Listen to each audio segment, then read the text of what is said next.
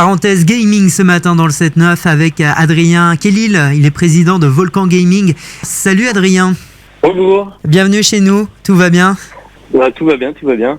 Prêt pour une nouvelle saison Adrien? Ah oui, là on est un peu remonté à bloc, on a pris des vacances juillet août et après depuis mi-août on bosse, on a recommencé un peu à bosser sur les projets et à restructurer un peu l'association. Oui. Au niveau du Discord surtout. Discord, on va donner la définition, on va revenir sur vos activités. Juste avant ça, Adrien, je m'arrête 2 minutes sur la mascotte de Volcan Gaming. On dirait un salamèche de Pokémon. C'est pas tout à fait ça, mais tu peux nous décrire justement le logo de l'asso? Alors le logo de l'association, c'est une salamandre. Et ouais. Ça fait, tu parles de salamèche. J'étais pas loin. Je suis un grand fan de salamèche. D'accord. Et quand il fallait chercher un logo, on voulait un animal pour pouvoir l'animer, l'habiller, etc. Ouais. Et du coup, on est parti sur une salamandre, pareil, mais donc c'est pas salamèche parce qu'elle a pas le feu au bout de la queue. Ouais. Mais on lui a mis du feu sur le dos et puis on l'a personnalisé un peu à notre façon. Donc voilà. Mais ouais, ça partait un peu du salamèche. D'accord, j'étais pas loin. Un salamèche customisé. C'est quoi ton Pokémon préféré, toi, Adrien? Ouais, j'ai joué à la première génération et puis mon Pokémon préféré c'est Dracofeu du coup. C'était, pardon? Dracofeu du coup. Dragofeu, l'évolution de Salamèche. L'évolution de Salamèche, c'est mon premier Pokémon. Voilà. On va laisser les Pokémon de côté un petit peu. On fait connaissance avec Volcan Gaming. Déjà, c'est qui, c'est quoi? Présente-nous l'asso pour les auditeurs qui ne vous connaissent pas encore. Non, pas de souci. Alors l'association, elle est créée depuis 2 ans, depuis mars 2020, d'un groupe de potes. Donc en fait, moi j'avais dans l'idée depuis pas mal de temps de faire une association de jeux vidéo à Clermont parce que je trouvais qu'il y avait rien, c'était un petit peu le désert, je trouvais ça un peu dommage. Et après moi je faisais du hockey sur glace aussi avant en compétition, donc ça me prenait pas mal de temps. Maintenant comme j'ai arrêté, donc du coup je passe sur ma deuxième passion qui est le jeu vidéo. Donc ça me permet d'avoir plus de temps pour l'association. Et comme il y avait pas grand chose à Clermont, je me posais la question parce que je voulais rejoindre au début une association. Oui. Mais j'en trouvais pas, donc j'ai dit on va la créer. Au pire, on va la créer donc je me suis entouré de 3 bons amis à moi en qui j'ai entièrement confiance, etc. Et on s'est regroupé autour d'une table et on a parlé du projet. Je leur ai dit que moi j'aimerais bien faire ça, etc. Donc ils m'ont suivi. Et puis après on a dit on va créer l'association, on va voir où ça nous mène.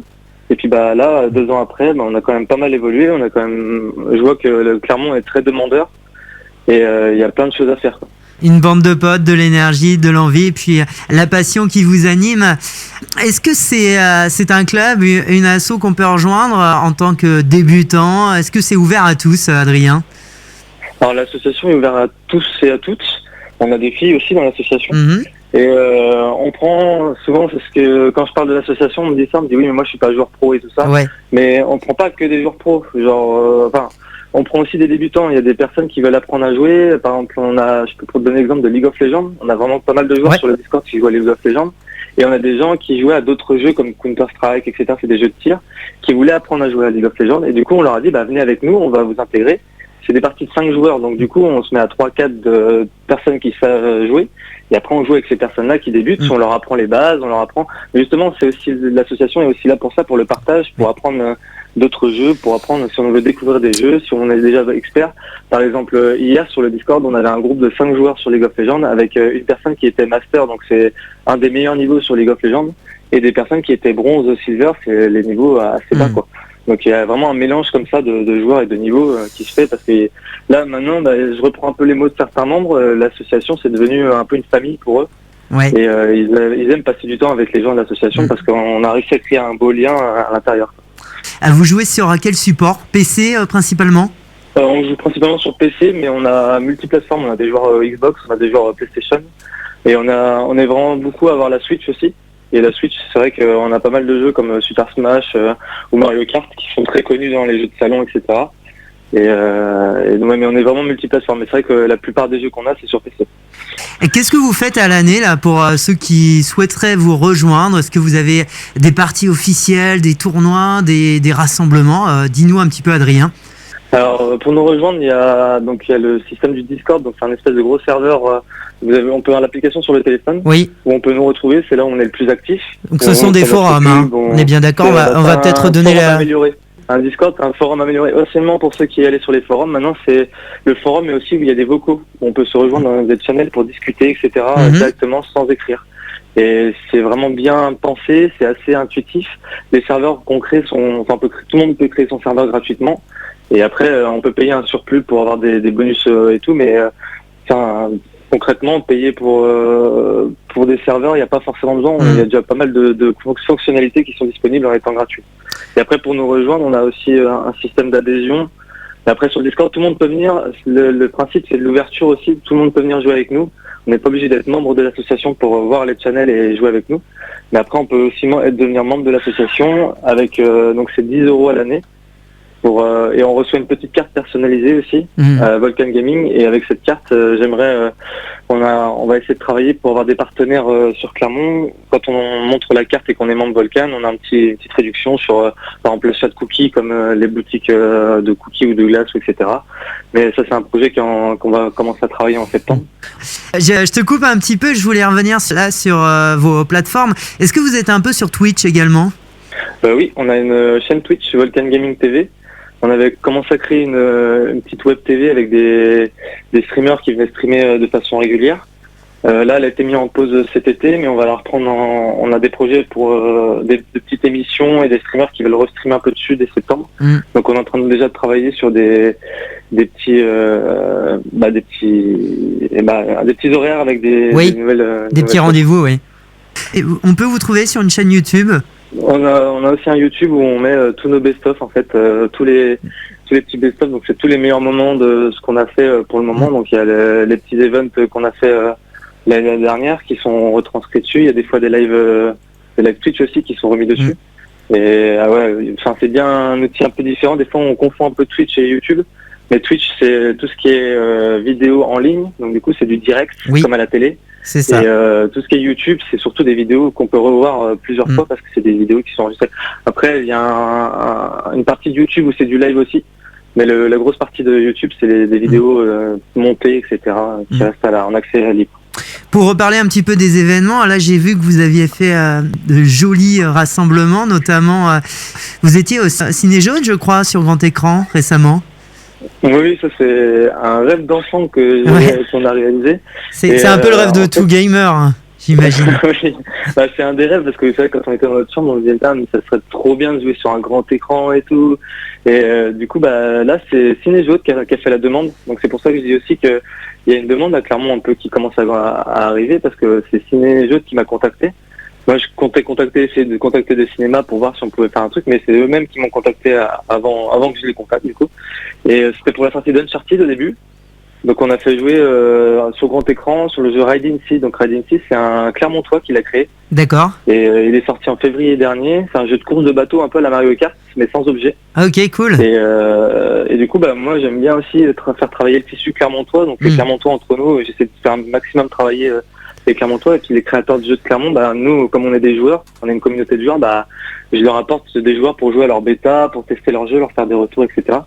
Et après aussi, on a fait, du coup, sur grand écran, on a joué pour la sortie de Sonic 2. Donc on a fait jouer sur Sonic Génération et on a fait jouer sur les premiers niveaux de Sonic sur grand écran, c'était incroyable. On a fait un petit tournoi Time Attack, donc celui qui faisait le meilleur chrono sur la même carte, il a mis une petite peluche Sonic à la fin. Ouais. Donc c'était cool.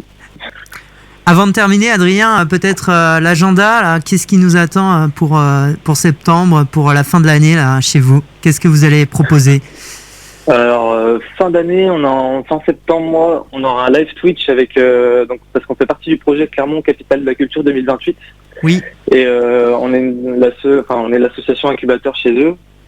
Et du coup, on va faire un live Twitch, donc c'est vendredi 30 septembre si je dis pas de bêtises. On fera un live Twitch avec les gens de Clermont 2028. Il y aura peut-être aussi d'autres personnes invitées. Et on fera une espèce d'olympiade sur plusieurs jeux vidéo avec eux donc en équipe. Et on fera un petit classement à la fin. Et on pourra aussi, si les gens sont intéressés, parler un peu de ce qu'est Clermont 2028, etc. Faire le tour des locaux. Donc ça va être intéressant. Et après, on a en octobre, il y a Clermont en Rose qui fait la course pour le cancer du sein féminin. Oui. Et l'année dernière, on a fait un petit live Twitch avec eux. Donc on a fait jouer des filles en live pour récolter des sous. Et du coup, là, normalement, on devrait être avec eux, place de Jaude, avec un petit stand de jeux vidéo pour parler un peu de jeux vidéo, etc. Ouais. Et d'essayer de récolter des dons en live pour eux.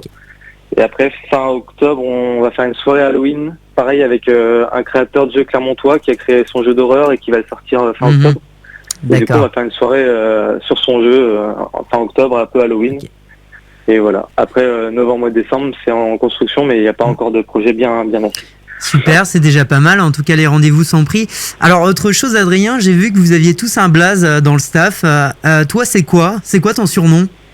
Ah oui, donc ça, c'est pour les gamers, on a des pseudos. Ouais, les pseudos. Et moi, mon pseudo, c'est Valk, donc VA2LK. Après, chacun construit son pseudo par rapport à ses histoires. Moi, c'est tout simple. J'ai juste pris mon deuxième prénom avec le début de mon nom, parce que mon deuxième prénom, c'est Valentin, donc j'ai pris Val, le début. Avec mon nom, donc Elise, donc ça fait Valke, et du coup c'était ça. Ce serait quoi mon pseudo? Baptiste.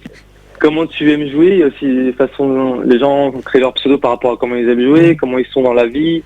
Enfin, il y a tellement de possibilités de choisir un pseudo. Après, si tu prends le même principe que moi, tu prends, je sais pas si t'as un deuxième prénom, mais tu prends le début de ton deuxième prénom, le début de ton nom, et puis des fois ça fait de la magie. Ça fait Cléba. Alors bon, je sais pas si c'est de la magie, mais ça fait Cléba.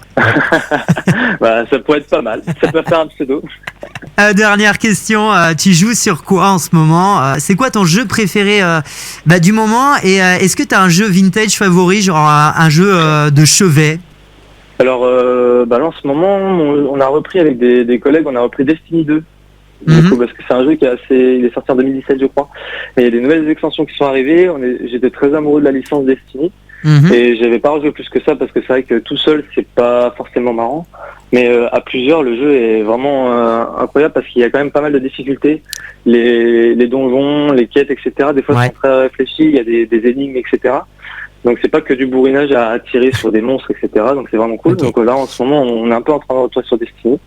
Et mon jeu rétro, ma mère avait vendu la GameCube, la console que j'avais préféré, et j'avais fait une brocante à Cournon, j'en ai retrouvé une, donc j'en ai racheté une. D'accord. Et le jeu que j'aime bien, c'était Fantasy Star Online, c'était un des premiers MMORPG en ligne. Donc on avait son petit personnage, comme on prenait un magicien, un combattant, un tireur, et on avait un petit animal qui nous suivait derrière nous, qu'on nourrissait, et puis on avançait dans des donjons. Et c'est le jeu qui est mon meilleur ami, sur lequel on a passé le plus de temps, je crois. C'est quoi du RPG, Adrien? Le RPG, c'est du jeu de rôle, après en ligne on appelle ça des MMORPG, donc c'est des multijoueurs, donc c'est des grands mondes ouverts où on peut jouer à plusieurs et il y a plein d'activités à faire, et ce qu'il y a c'est que ces jeux-là ça prend beaucoup de temps parce qu'il y a tellement d'activités, tellement de choses à faire. On peut essayer de faire des donjons pour avoir des nouvelles montures, des nouvelles mascottes, des nouveaux équipements aussi parce qu'il faut toujours améliorer son équipement. Enfin, c'est des jeux quand même qui prennent pas mal de temps. Moi j'ai beaucoup joué à World of Warcraft, donc c'est un des plus gros MMORPG au monde, et celui-là il m'a pris beaucoup de temps. Quand je fais on peut savoir le temps qu'on a joué, on fait en tapant une commande dans le chat. Et j'ai vraiment beaucoup d'heures, et ça se compte plus en heures, ça se compte en jours maintenant. Ouais, ça fait des nuits blanches. Du RPG à découvrir aussi chez vous, chez Volcan Gaming. On fait un petit tour des réseaux pour finir, Adrien. Vous êtes sur Facebook, vous êtes sur Insta, vous êtes où? Alors on a tous les réseaux. On a un site internet aussi qui répertorie tous nos events donc il y a l'historique de nos events, les informations sur la structure, les possibilités de nous contacter, et vous avez la partie réseau aussi où on a Facebook et Twitter pour faire de la pub sur nos événements. On a Instagram qui est là pour retransmettre nos événements et faire des vidéos en story, donc du coup là-dessus vous pouvez voir les vidéos qu'on a fait des événements précédents. Et après on a Twitch et YouTube pour toute la partie média. On le précise, Volcan Gaming, Volcan avec un K pour vous trouver un petit peu partout sur les réseaux. Si vous deviez avoir une devise chez Volcan Gaming, ce serait laquelle, Adrien? On l'a déjà un peu, la devise, c'est une invitation à jouer, c'est tu veux jouer. C'est pour inviter justement les gens à jouer, et on l'a sur nos bracelets. C'était une personne avec qui on était en bon lien et à qui j'ai beaucoup joué, qui arrivait sur le serveur Discord du coup en vocal, et qui arrivait et elle faisait tu veux jouer comme ça tout le temps pour rigoler, et du coup c'est devenu un peu le slogan, tu veux jouer, c'est l'invitation à jouer pour les gens, voilà, c'est assez simple. Bon jeu à vous, à l'assaut, aux auditeurs intéressés. C'était vraiment cool de t'avoir pour parler gaming, Adrien. Je vais te souhaiter une bonne journée et à bientôt sur Clermont. Merci à vous, passez une bonne journée, au revoir.